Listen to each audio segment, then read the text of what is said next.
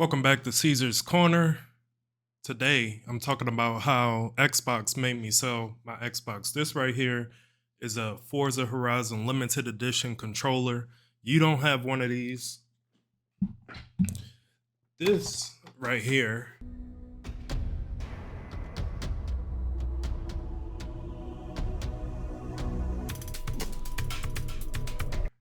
is an Xbox One. Yeah, this is an Xbox One.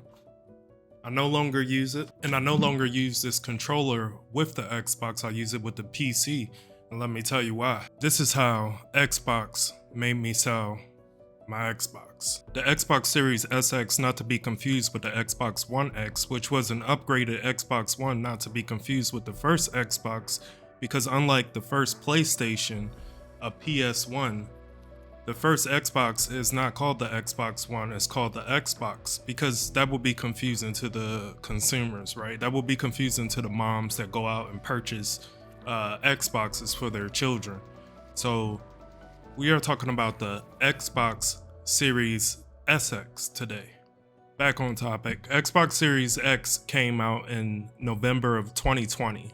It was during the first year of COVID when I had got back from Korea. Not the first year of COVID totally, because we was experiencing that in like 2019.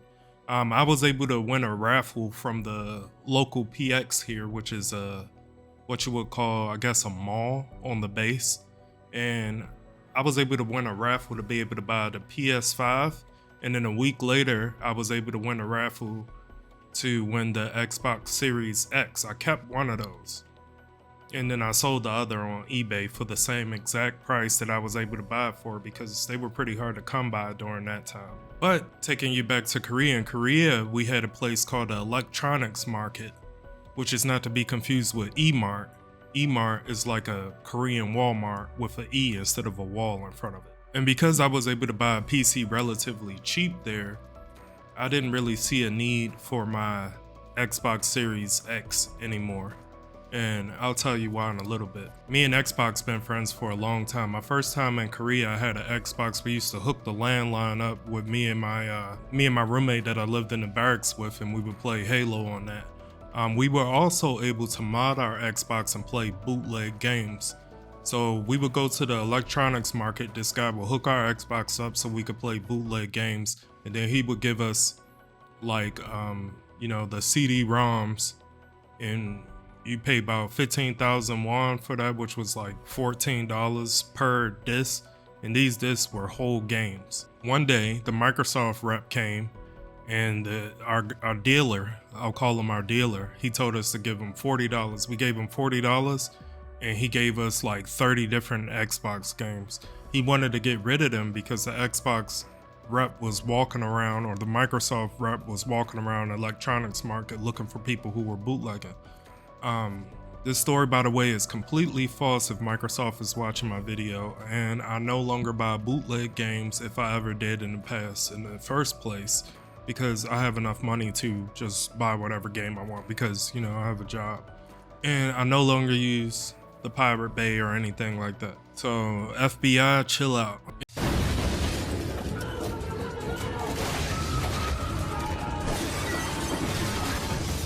Anyway, back to the main story of why Xbox made me sell my Xbox. Fast forward back to 2020, November.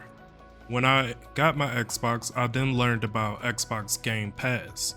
And with Xbox Game Pass Ultimate, it allowed me to play the Xbox games that I wanted to play on the Xbox on my PC. My PC had better specs. So why would I keep my Xbox? I saw no reason to keep my Xbox. And then some of the games you couldn't play on Xbox Game Pass Ultimate, that's all done with, because now they have cloud streaming on Xbox Game Pass Ultimate, which means there's really no reason for me to play on Xbox at all. So I just sold my Xbox. I'm not sure if Xbox is trying to pull a SEGA.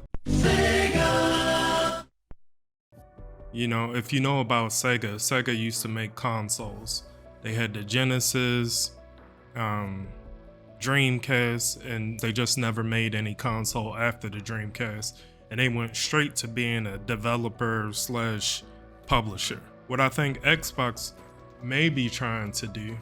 Maybe they'll have one more console, or maybe they won't, and then they'll just switch to just being a platform.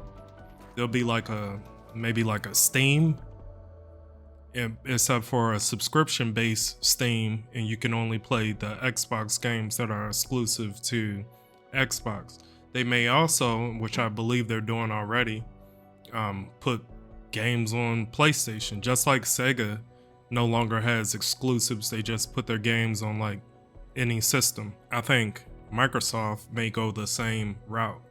Starting with, they used to be called Xbox Gaming Studios, and now they're just called Microsoft Gaming Studios. Is that a coincidence, or is that them going the route of trying to just be a platform?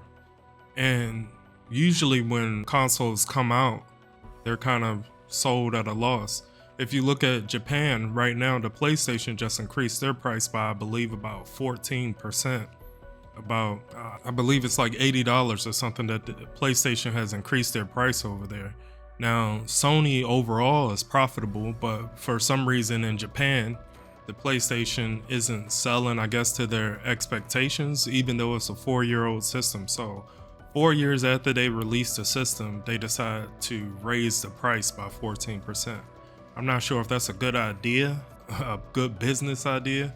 Why would you want to buy something that, costs one flat price 4 years ago, and then in the future, the same old system that you had, you're going to buy it for 14% more? But people are going to do it because people want the PlayStation and they'll buy that. But this is not an Xbox ad. This is not an Xbox Game Pass ad. I have like 57 subscribers, so it's not like I'm trying to do an ad for them.